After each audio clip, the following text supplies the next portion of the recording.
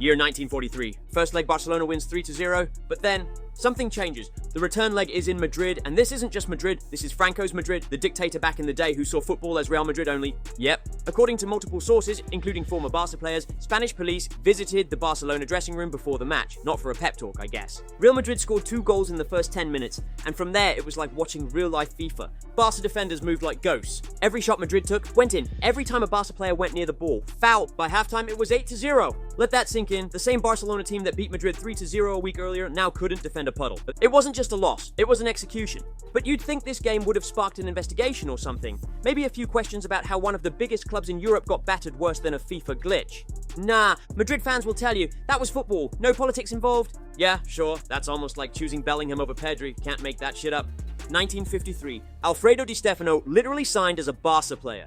Contract done, training kit ready and stuff. But then, something genius happened. The Spanish Football Association, aligned with dictator Franco, intervenes and suggests a compromise. Di Stéfano plays alternate seasons for both clubs. Told you, quite genius. Barcelona pulled out. Why? Because they were basically told, give him up or watch your club disappear.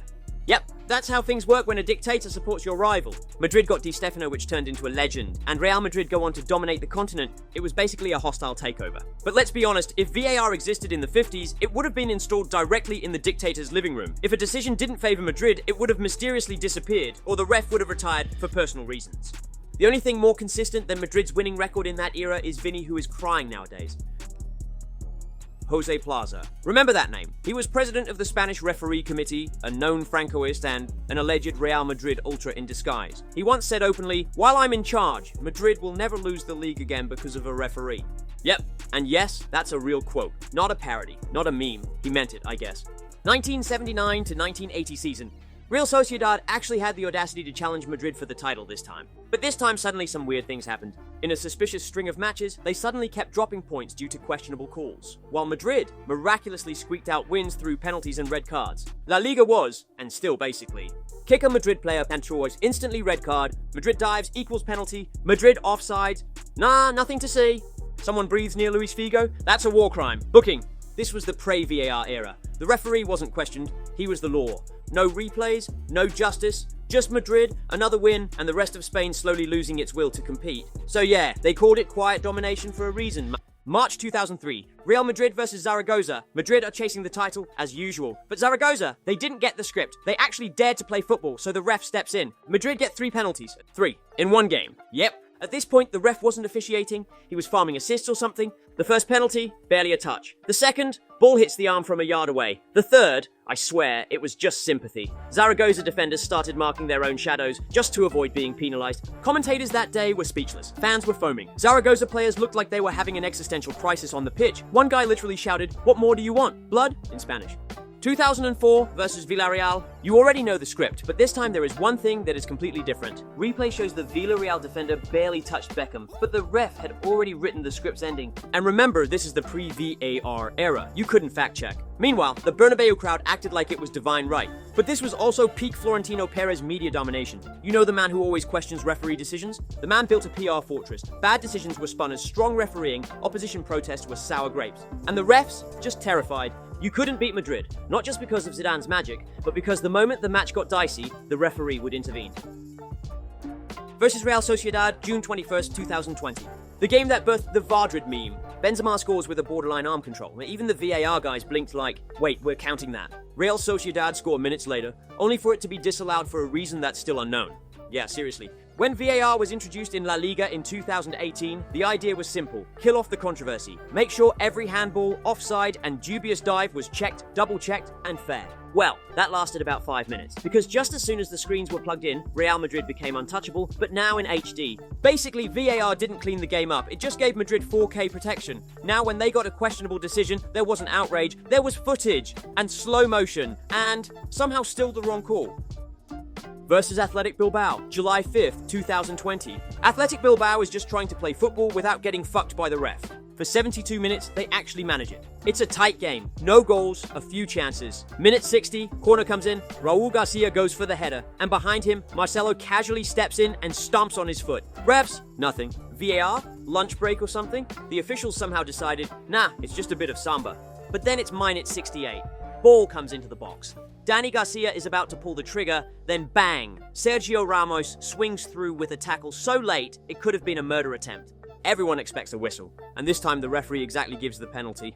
Nah, just joking. Instead, play on. But what happened later on would change everything. It's minute 73. Madrid finally make it into the box. Ramos is there, ball comes in, and then contact. Ramos falls like he's been tasered. Ref doesn't hesitate. Points to the spot. Ramos steps up, cool as ever. Smacks it in. Just show them this video. Sevilla, April 2022. This time things worked a little different. Sevilla came on a 2-0 lead. Yeah, seriously. They're bossing the game with Rakitic and Lamela scoring. But then, a handball in Madrid's box? Ignored. Vinicius handles the ball in the build-up? Accidental, says the VAR guy. If all these decisions are against your team, you'd better step off the field before... Exactly. Madrid come back. Win 3-2. Sevilla fans collectively hit therapy. Told you. Versus Elche, January 2022. A beautiful winter day in Spain, perfect for football, or as it turned out, a masterclass in selective officiating. But then came the moment, basically a strong breeze. Madrid get a penalty. Now, I'm being honest, that was legit. Maybe, sort of. Vinicius goes down under contact that could be classified as a foul in a swimming pool. VAR checks, 5 seconds, goal given, Madrid level. Cool, that's football, you move on. But then comes the second one, and this is where the game officially slips into parody territory. Eden Hazard, still pretending he's part of the squad, runs into the box and makes the most subtle move you can imagine. Hazard drops like he's been shot by a sniper in the parking lot. Of course, ref blows the whistle. Penalty. But a little later, Elche are getting assaulted in the box. Legs taken out, shirts pulled, one guy got elbowed so hard his face ended up trending on Spanish Twitter. Still, no call. There was one moment, minute 74, where Lucas Boyer is clearly dragged down by Militao. I mean dragged. Like, police report should have been filed, levels of dragging. Referee looks away like he just saw something in the sky. Final whistle blows, Madrid scrape a 2-2 draw, but it felt like a win, because the reality is, without the penalties, without the referee basically gifting momentum, they lose that match. And the best part? The post-match reaction. Carlo Ancelotti, smirking, Elche's coach, "We played against a great team, and also against something else," he said. Now time to explain the biggest scandal of all, and this time it has nothing to do with referees. Just like every club, they need to do the taxes. Now, if you think that's a normal sentence, bless your innocence. Because Real Madrid doing taxes is not like you or me doing taxes. You and I panic about deductions. They panic about how to hide big losses and insane salaries. On paper, Madrid will tell you, we have a strict wage structure. We don't overpay. Everyone earns within our limit. And then you see Bellingham, Vinicius, Mbappe, Rodrigo, Alaba, all in the same squad. But you have to understand one thing. Real Madrid loves to amortize transfers, aka spread them out over a zillion years. If they buy a player for 100 million euros, they'll record it in the books like €2.47 and a Kit Kat per year over 40 seasons. Then comes image rights, the real magician's hat. Most clubs pay players a base wage plus performance bonuses. Madrid, they say, you get 40% of your wages through your own image rights. Sounds fun, right? Except Madrid owns a piece of that too. So when Ronaldo was there, every shirt, every shampoo ad, Madrid was scooping a piece. But let's not forget the stadium renovation. A mere €900 million facelift to turn the Bernabeu into a spaceship with a retractable roof, sushi bars, and probably a crypto mining lab under the turf. Publicly, Madrid says it's a loan paid by future revenues. Reality, the financing structure looks like something out of Inception. Loan from JP Morgan, bonds from international investors, some payments deferred until 2063. By the time they finish paying it off, Mbappe will be on his farewell tour. Now here's the spicy part. Every few years, some Spanish politician randomly proposes an audit of Madrid's finances. The result? Barça gets fined. Atletico gets warned. Madrid gets a standing ovation. You think I'm joking? There was literally a 2008 EU investigation into how Real Madrid sold land to the Madrid City Council at a laughably inflated price. The result? Madrid received €22 million. Real value of the land? About €10 million.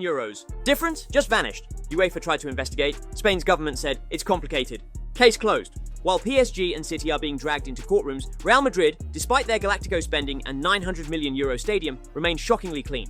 Or as Madrid fans call it, doing business the right way, which, nah, don't think so. They don't follow the hexes in. They weaponize them. Because when you're Real Madrid, the rules aren't rules. They're suggestions written in pencil.